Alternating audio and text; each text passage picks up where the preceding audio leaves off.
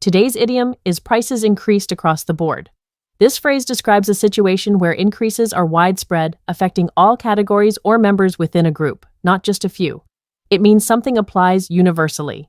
The term across the board originally comes from the world of horse racing and gambling in the late 19th century. Bettors would place a wager across the board on a horse, meaning they bet on it to win, place, and show. This comprehensive betting strategy then broadened to mean general or universal application in other contexts. Let's look at how across the board functions in different sentences. First, due to rising inflation, the cost of basic necessities increased across the board, making everyday life more expensive. Here, the idiom clearly states that not just one or two items became pricier, but rather all essential goods experienced a rise in cost. It emphasizes the widespread nature of the increase. Our second example is, the company announced a 5% salary increase across the board for all employees, from entry-level staff to senior management. In this context, across the board highlights that the salary raise applies uniformly to every single employee, ensuring fairness and consistency throughout the organization. This shows how the phrase signals a universal application within a defined scope. While across the board implies a widespread effect, similar expressions like universally or comprehensively can be used. Universally suggests something applies to everyone or everything without exception, often in a more formal sense. Comprehensively emphasizes thoroughness and inclusion of all aspects. Across the board is particularly apt for changes in prices, policies, or outcomes within a specific system or group, emphasizing that the change affects all components. It has a slightly more colloquial, direct feel than universally, making it ideal for everyday business or economic discussions. To recap, prices increased across the board means that a price increase, or any change, applies to everyone or everything within a particular category or system. It originated from horse racing bets covering all potential outcomes, now symbolizing general application. So, when you hear this idiom, picture a complete and uniform impact, leaving no stone unturned within its defined scope. Remember to use it when you want to convey that something is widespread and not limited to just a few instances. It's a clear and effective way to communicate a universal trend. I'll see you next time with another great expression. Today's idiom is I finally got a handle on the new system. This phrase means you finally understood something complex or gained control over a difficult situation or task. Think of a physical handle that allows you to grip and manipulate an object. Similarly, when you get a handle on something, you can now manage or comprehend it effectively. This expression likely emerged from the literal sense of physically grasping an object to control it, later extended to an intellectual grasp. It conveys a sense of accomplishment after initial confusion. Let's look at how this idiom works in context with two examples. Our first example is, after weeks of confusion, I finally got a handle on the new budgeting software. Here, getting a handle on refers to understanding and becoming proficient with a new program. The speaker was initially confused, but now comprehends how to use it. Our second example is, the manager needs to get a handle on the team's low morale before it impacts productivity further. In this case, getting a handle on means to gain control over a challenging situation, the team's low morale, to manage and improve it. Both examples illustrate how this idiom expresses understanding or control, whether over a system or a situation. Now let's explore some similar expressions. To get a grasp on something is very close in meaning and often interchangeable with to get a handle on. It emphasizes understanding and mental hold. For instance, I'm trying to get a grasp on this complex theory. Another useful phrase is to wrap one's head around something. This idiom often implies a greater difficulty in understanding or accepting something, suggesting it takes mental effort to fully comprehend or come to terms with it. For example, it's hard to wrap my head around how fast technology changes. To summarize, to get a handle on something means to finally understand it or gain control over it, often after some difficulty. It comes from the literal act of gripping a handle to manage an object. This idiom is incredibly useful for expressing that moment of clarity or mastery. So next time you've mastered a new skill, a complex project, or even a tricky situation, you can proudly say, you've got a handle on it. Keep practicing these phrases, and soon you'll have a handle on English idioms too. I'll see you next time with another great expression. Today's idiom is let's meet to get on the same page. It means to have the same understanding or agreement about a situation or plan. This phrase likely emerged from the world of collaboration and project management in mid-20th century American business, where literally looking at the same page of a document was essential for shared understanding. It's crucial for effective teamwork. Here are two examples. First, before we start the project, let's all meet to get on the same page about our goals. This shows the need for alignment from the beginning. Second, I think we are not on the same page regarding the budget. We need to discuss this further. This highlights a disagreement that requires clarification. Both scenarios emphasize the importance of shared understanding to move forward effectively. We have similar expressions like be on the same wavelength and see eye to eye. On the same wavelength suggests an intuitive understanding or shared mindset, while see eye to eye implies agreement after discussion. On the same page is broader, covering shared understanding and alignment before or during a task, making it versatile for teamwork. To recap, let's meet to get on the same page means striving for mutual understanding and agreement on a plan or situation. Rooted in shared document review from collaborative work, it's vital for clear communication. Use this idiom to ensure everyone understands expectations and goals, fostering effective collaboration in any setting, from business meetings to family plans. I'll see you next time with another great expression. Today's idiom is the deal failed, so we are back to square one. This means returning to the beginning because a plan failed, needing a fresh start. Its origin is early 20th century sports, board games, and radio football commentary. It conveys the frustration of restarting. Let's use examples. Our product launch failed due to a bug, so we're back to square one with development. This means restarting entirely. I tried fixing the car but failed, now I am back to square one and calling a mechanic. Both show restarting after failure, emphasizing disappointment and needing to begin anew. Similar expressions. Back to the drawing board and start from scratch. Drawing board implies a plan failed, needing a rethink. Start from scratch means to begin completely anew, from nothing. Back to square one implies returning to the initial start. These offer subtle nuances on the restart. In summary, back to square one conveys the frustration and necessity of starting over after an effort failed. Remember its roots in games and sports, where square one signifies the start. It's a straightforward idiom for situations needing a fresh start. Next time a plan fails, express back to square one and be ready to try again. Practice. I'll see you next time with another great expression. Today's idiom is their gaming app is a cash cow. This phrase describes something that generates steady and substantial profits with relatively minimal effort or new investment. Think of a dairy cow that provides milk daily without much fuss, a consistent source of valuable product. The idiom draws directly from this agricultural imagery, highlighting a reliably lucrative asset. Let's see cash cow in action. First, consider, for years, their popular online store has been a cash cow funding new ventures. Here, the online store is so profitable it successfully supports other projects. Second, many pharmaceutical companies rely on a few patented drugs that act as cash cows. This illustrates how a single product can be a powerhouse of income, reliably bringing in money for a larger organization. It's all about consistent, significant returns.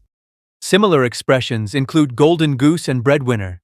A golden goose also implies a valuable asset that generates wealth, often with a hint of being rare or magical. Breadwinner, however, specifically refers to a person who earns money to support a family. Cash cow is more general, referring to any reliable source of profit for a business or individual. To recap, their gaming app is a cash cow.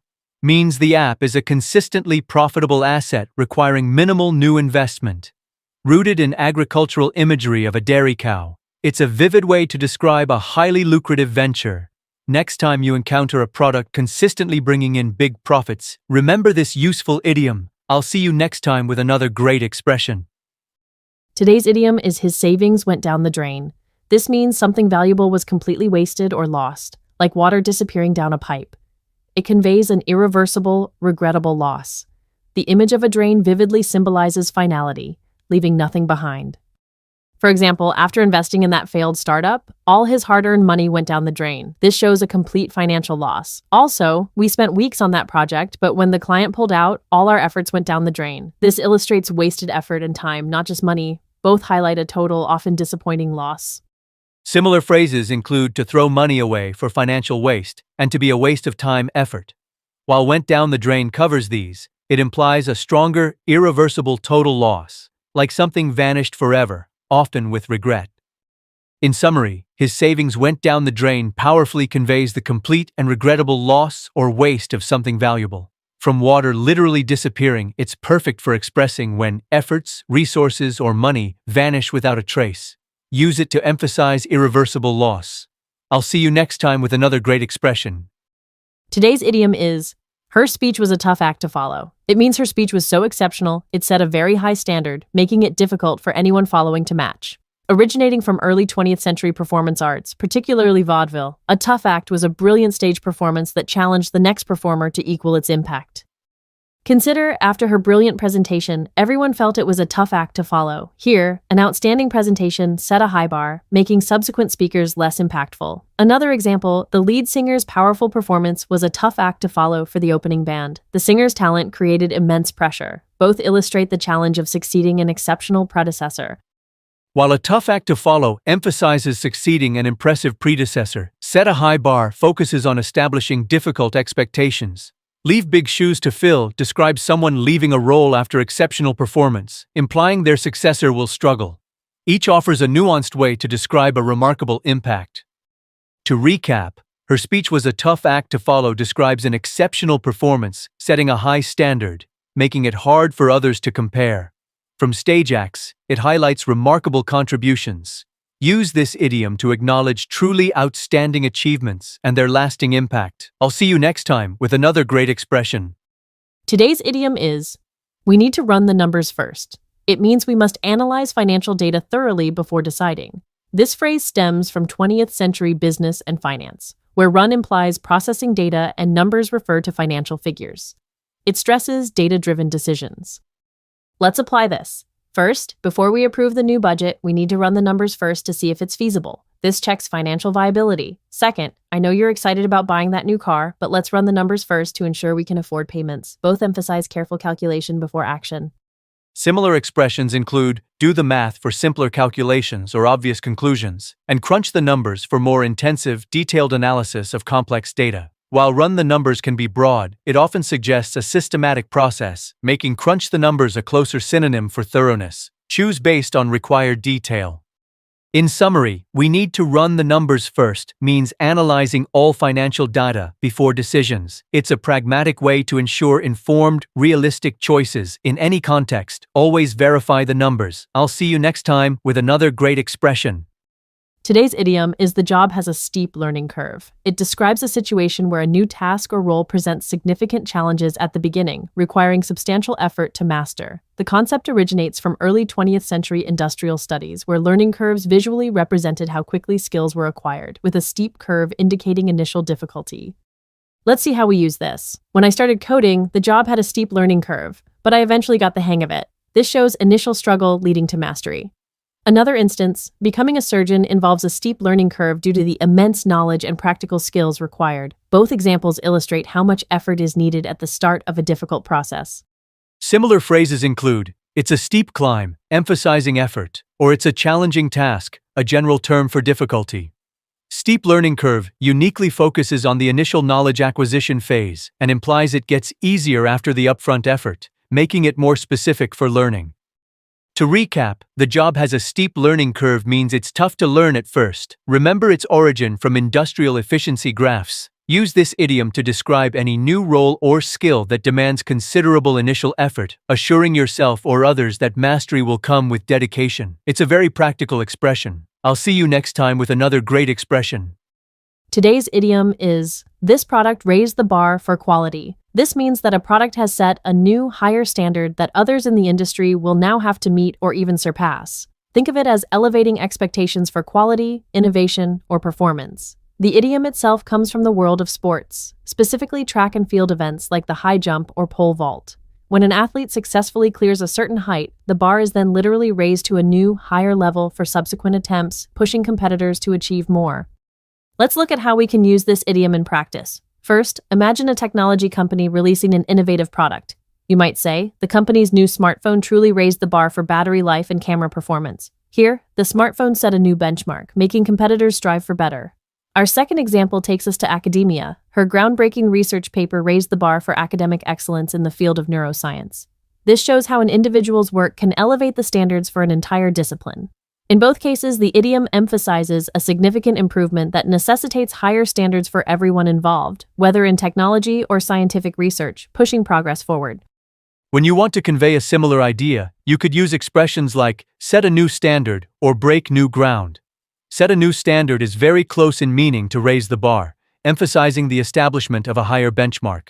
However, raise the bar often implies improving upon existing standards, making something better. Break new ground, on the other hand, suggests innovation and discovery, doing something entirely new that hasn't been done before. While related, raise the bar focuses more on elevating quality or performance within an established domain. To recap, this product raised the bar for quality means it established a significantly higher standard that others must now aspire to. Rooted in the visual image of a high jump bar being literally elevated, this idiom perfectly captures the idea of enhanced excellence. So next time you encounter something truly exceptional, whether it's a revolutionary gadget, an outstanding performance, or a groundbreaking idea, you can confidently say, "It raised the bar." Keep practicing, and you'll master these vivid English expressions in no time. I'll see you next time with another great expression.